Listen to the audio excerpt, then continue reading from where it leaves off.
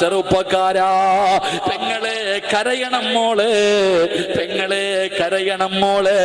നിന്റെ കരച്ചിൽ കണ്ടിട്ട് അള്ളാന് പോലും വേദനിക്കണം, അള്ളാന് പോലും സങ്കടം തോന്നണം. എങ്ങനെ വേണം കരയാറ്? പാപങ്ങൾ ഓരോ നെണ്ണി നീ കരയേണ്ടതാ. വിജനസ്ഥലം മതി നേറ്റവും പറ്റുന്നതാ.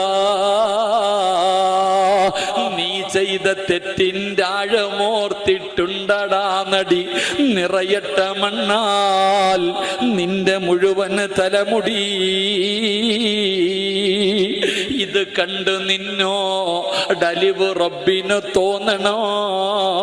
പടിവാതിലൊഴിയാതെവിടെയും നീ കരയണേ.